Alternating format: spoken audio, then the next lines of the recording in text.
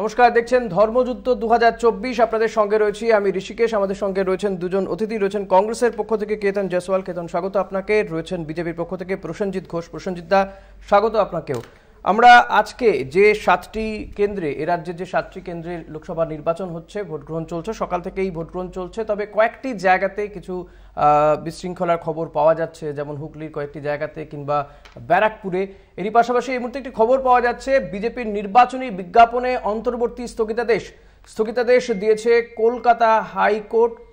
Kolkata high court অন্তর্বর্তী স্থগিতাদেশ দিয়েছে বলে জানা যাচ্ছে। সংবাদ মাধ্যমে এই ধরনের বিজ্ঞাপন দিতে পারবে না বিজেপি, নির্দেশ বিচারপতি সব্যসাচী ভট্টাচার্যের। বিজেপির বিজ্ঞাপনে হাইকোর্টের স্থগিতাদেশ। কলকাতা হাইকোর্ট পরিষ্কার জানিয়েছে, সংবাদ মাধ্যমে এই ধরনের বিজ্ঞাপন দিতে পারবে না বিজেপি, এটাই নির্দেশ দিয়েছেন বিচারপতি সব্যসাচী ভট্টাচার্য। দ্রুততার সঙ্গে পদক্ষেপ করেনি কমিশন। তৃণমূলের নালিশের পরে দ্রুত পদক্ষেপ করেনি। পীযূষ কান্তি নাগ রয়েছেন আমার সঙ্গে। পীযূষ, ঠিক কি বলা হচ্ছে, কোন বিজ্ঞাপনের পরিপ্রেক্ষিতে এই নির্দেশ কলকাতা হাইকোর্টের? দেখো, 4, 5, 10 এবং 13 মে বিভিন্ন সংবাদপত্রে বিজেপির যে ভোট সংক্রান্ত যে বিজ্ঞাপন প্রকাশিত হয়েছিল, সেই বিজ্ঞাপনগুলি আর কখনো প্রচার করা বা বিজ্ঞাপন প্রকাশ করা যাবে না, এমনটাই নির্দেশ কলকাতা হাইকোর্টে।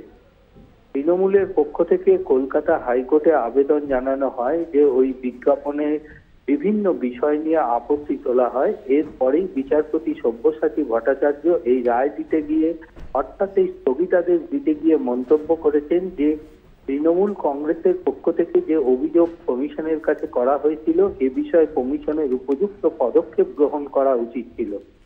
তবে এ বিষয়ে বিশেষভাবে বলে রাখা প্রয়োজন, এই মামলার শুনানি যখন হয় তখন কিন্তু বিজেপির পক্ষ থেকে কোনো আইনজীবী উপস্থিত ছিলেন না। শুধুমাত্র তৃণমূল কংগ্রেসের অভিযোগ এবং আবেদনের প্রেক্ষিতেই কিন্তু এই অন্তর্বর্তীকালীন স্থগিতাদেশ জারি করেছেন বিচারপতি সব্যসাচী ভট্টাচার্য। ধন্যবাদ পীযূষ। কথা বলছিলাম প্রতিনিধি পীযূষ কান্তি নাগের সঙ্গে, এবং পীযূষ যেমনটা জানালো যে বিজেপির যে বিজ্ঞাপন, সেই বিজ্ঞাপনে অন্তর্বর্তী স্থগিতাদেশ দিয়েছে কলকাতা হাইকোর্ট। কলকাতা হাইকোর্টের বিচারপতি সব্যসাচী ভট্টাচার্য তিনি এই রায় দিয়েছেন বলে জানা যাচ্ছে। দ্রুততার সঙ্গে পদক্ষেপ করেনি কমিশন, তৃণমূলের নালিশের পর দ্রুত পদক্ষেপ করেনি, মন্তব্য হাইকোর্টের বিচারপতি। শুনানিতে বিজেপির পক্ষে কোনো আইনজীবী ছিলেন না বলে জানা যাচ্ছে।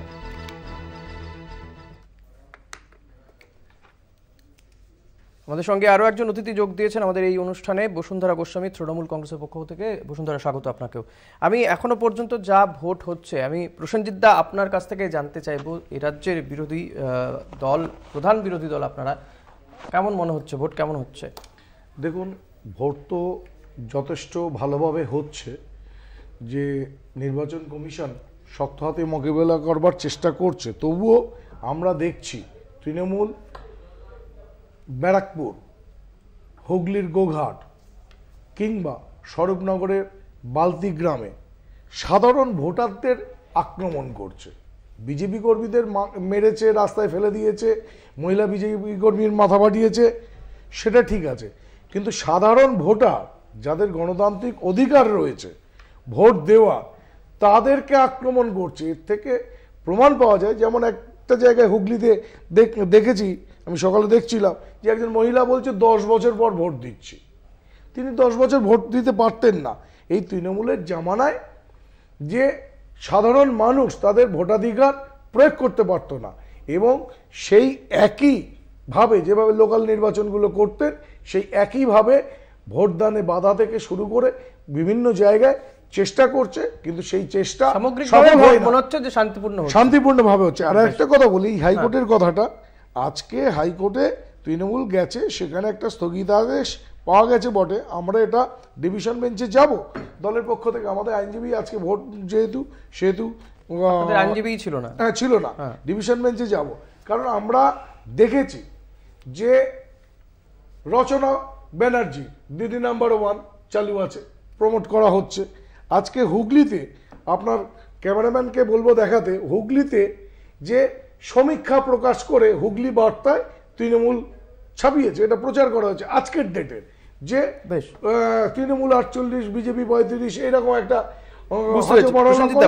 রচনা ব্যানার্জির বিরুদ্ধে লকেট চ্যাটার্জি নিজেই এই অভিযোগ করেছিলেন যে দিদি নাম্বার ওয়ানে। সেগুলো হয়নি, তৃণমূলের বিজ্ঞাপনও চলছে এফএম থেকে শুরু করে, বিশেষ করে এফএম রেডিওতে তৃণমূলের চলছে, তারপর বিভিন্ন পোর্টালে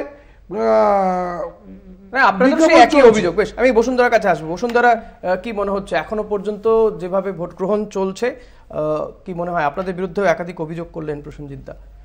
কিছু তো বলতেই হবে, ভরাডুবি হতে চলেছে। এখন আমরা রিগিং করেছি, আমরা ভোটারদের ধরে পেটাচ্ছি, এই সমস্ত না বললে পরে তো নিজেদের মুখে যে কালি পড়তে চলেছে সেটা তো আর ঢাকা যাবে না সেসব। কিন্তু মোটের ওপরে এখনো নির্বাচনে কোনো রক্তক্ষয়ের ঘটনা ঘটেনি, শান্তিপূর্ণভাবেই চলছে। আর এই যে বলছেন না 10 বছর পরে ভোট দিয়েছি, এটা অত্যন্ত বিচ্ছিন্ন একটা ঘটনা, এটা জেনারেল ঘটনা নয়। এই মুহূর্তে যেভাবে আধার কার্ডকে লিঙ্ক করা আছে, সমস্ত ব্যবস্থার সাথে লিঙ্ক করা আছে, সরকারি সমস্ত ব্যবস্থার সাথে, ব্যাংকের সাথে, ভোটার লিস্টের সাথে, অন্য সমস্ত ব্যবস্থার সাথে যেভাবে লিঙ্ক করা আছে, এখন একজনের ভোট আরেকজনের দিয়ে দেওয়া, মৃত ব্যক্তির ভোট দিয়ে দেওয়া, এই ধরনের রিগিংবাজি, এই ধরনের ভুলভাল জিনিস করাটা এখন খুব মুশকিল আছে। এখন নির্বাচন ব্যবস্থা সম্পূর্ণ একটি বৈজ্ঞানিক এবং ইলেকটোরাল যে অ্যাক্ট, সেই অ্যাক্টের মূল কথাই হচ্ছে ট্রান্সপারেন্সি, ট্রান্সপারেন্সি অ্যান্ড ট্রান্সপারেন্সি। এখানে অন্য কিছু নেই। ইলেকশন কমিশন যথেষ্টই সক্রিয় আছেন এবং আজকে তো যেভাবে আমাদের হাইকোর্টের থেকে আমরা যেভাবে রায়টি পেয়েছি, অন্তর্বর্তীকালীন একটি রায় পেয়েছি, সেটিকে স্বাগত জানাই। যেভাবে আমাদের কুৎসা করা হয়, আমাদের কোনো নেতা নেত্রীকে যেভাবে রাস্তায় বেরিয়ে চিৎকার করে করে যেভাবে কুৎসা করা হয়, মানে সেই ধরনের উল্টোপাল্টা কথা লেখা বিজ্ঞাপন, সেগুলো জনতার রায়ে একটা প্রভাব ফেলতে পারে। সে কারণে হাইকোর্ট যেভাবে আমাদের পক্ষে রায় দিয়েছেন তাকে আমরা স্বাগত জানাই। বেশ, আমি আমার একটা বিরতিতে যেতে হবে, আবার আসবো, আমরা তো আছি। কেতনের কাছে আসবো। কেতন, কিভাবে দেখছেন এই আজকে যে ভোট গ্রহণ চলছে? অবিশ্বাস্যভাবে না, ভোট গ্রহণ আজকের যা চলছে, এর আগে দফাগুলোতে যা হয়েছে, তার উপর বলা যেতে পারে যে মোটের ওপর ভোট শান্তিপূর্ণ হচ্ছে। এবার কিন্তু তৃণমূল বা বিজেপি যেখানে তারা পারছে, তারা চেষ্টা করছে অবশ্যই। আমরা এর আগেও দেখেছি বহরমপুরে, মুর্শিদাবাদে, অন্যান্য জায়গায় তারা চেষ্টা করছেন, কিন্তু কমিশন খুব প্রোঅ্যাক্টিভলি, আমরা যখন কমপ্লেনগুলো করছি বা রাজনৈতিক দলগুলো যখন কমপ্লেন করছেন, সেটাকে সাড়া দিয়ে খুব প্রম্পটলি সেখানে পৌঁছে যাচ্ছেন আর যথাযোগ্য ব্যবস্থা নিচ্ছেন।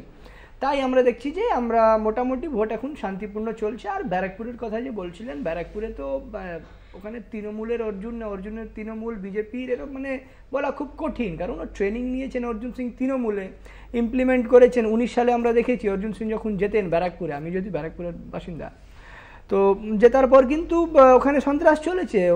বিরোধী দলগুলোর পার্টি অফিস ভাঙচুর করা থেকে নিয়ে, বিরোধী দলের লোকগুলোকে মারার থেকে নিয়ে অনেক কিছুই হয়েছে।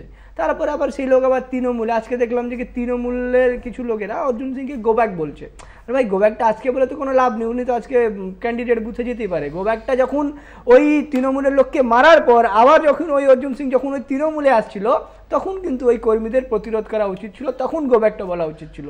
তাই অর্জুন সিং থাকবে, তৃণমূল থাকবে, আর এগুলো হবে না, গন্ডগোল হবে না। এটা তো সামগ্রিকভাবে মনে হচ্ছে শান্তিপূর্ণ নির্বাচন হচ্ছে, মানে কমিশনের তৎপরতায় শান্তিপূর্ণ। এবং না যে তৃণমূল শুধরে গেছে বা বিজেপি শুধরে গেছে বা অর্জুন সিং শুধরে গেছে, কমিশন তৎপর ব্যবস্থা নিচ্ছে বলেই শান্তি। একটা ছোট্ট বিরতিতে যেতে হবে, বিরতির পর